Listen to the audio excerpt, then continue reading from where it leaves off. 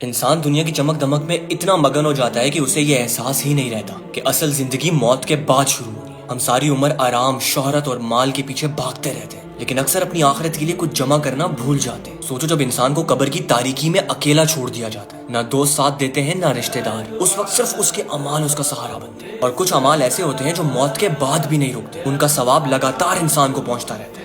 اسی کو صدقہ جاریہ کہتے ہیں۔ آپ صلی اللہ علیہ وآلہ وسلم ارشاد فرماتے ہیں جب انسان مر جاتا ہے تو اس کے اعمال کا سلسلہ رک جاتا ہے سوائے تین چیزوں کے: صدقہ جاریہ، وہ علم جس سے فائدہ اٹھایا جائے، اور نیک اولاد جو اس کے لیے دعا کرے۔ آج میں آپ کو کچھ ایسی انویسٹمنٹس بتانے والا ہوں جو صرف دنیا میں نہیں بلکہ موت کے بعد بھی آپ کے لیے روشنی کا سبب بنے گی۔ نمبر 1، قرآن پاک تحفے میں دینا۔ کسی کو قرآن پاک ہدیہ کر دینا۔ جب کوئی اس قرآن کی تلاوت کرے گا، ہر ایک حرف پر آپ کے نامہ اعمال میں ثواب لکھا جاتا رہے گا۔ اللہ تعالیٰ نے قرآن میں فرمایا، بے شک یہ قرآن وہ راستہ دکھاتا ہے جو سب سے زیادہ سیدھا ہے۔ نمبر 2، ہاسپٹل میں ویل چیئرز رکھوانا۔ سوچئے کوئی مجبور، کوئی بزرگ، کوئی بیمار آپ کی دی ہوئی ویل چیئرز پر بیٹھ کر آسانی محسوس کرے، اس کی ہر راحت آپ کے لیے اجر بن جائے۔ یہ وہ نیکی ہے جو انسانیت کے چہرے پر مسکراہٹ بن کر قبر تک روشنی بھیجتی ہے۔ نمبر 3، کسی مسجد کی تعمیر میں حصہ لینا۔ کسی مسجد میں پنکھا لگوانا، جانماز لگوانا، لائٹس لگوانا یا بزرگ افراد کے لیے چیئرز رکھ دینا، یہ چھوٹی لگنے والی چیزیں اللہ کے نزدیک بہت عظیم ہوتی ہیں۔ آپ صلی اللہ علیہ وآلہ وسلم نے ارشاد فرمایا، جو اللہ کے لیے مسجد بناتا ہے اللہ اس کے لیے جنت میں گھر بناتا ہے۔ نمبر 4،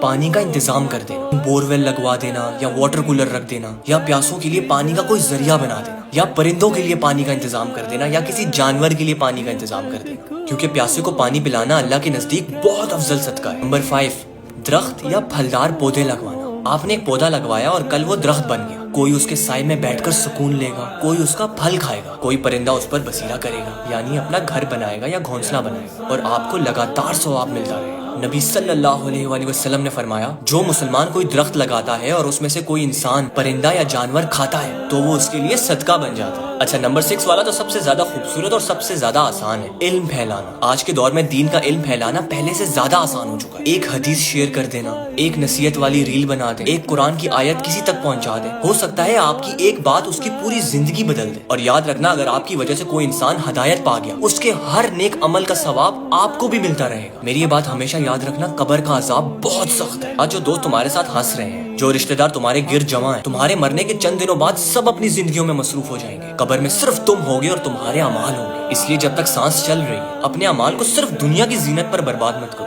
بلکہ اس کو صدقہ جاریہ میں انویسٹ کرو، کیونکہ یہ اللہ کے ساتھ تجارت ہے، اور یہ وہ تجارت ہے جس میں کبھی نقصان نہیں ہوتا۔ اللہ تعالیٰ قرآن میں فرماتا ہے، اور جو کچھ تم اللہ کی راہ میں خرچ کرتے ہو اللہ اس کا بدلہ دیتا ہے، اور وہ سب سے بہترین رزق دینے والا ہے۔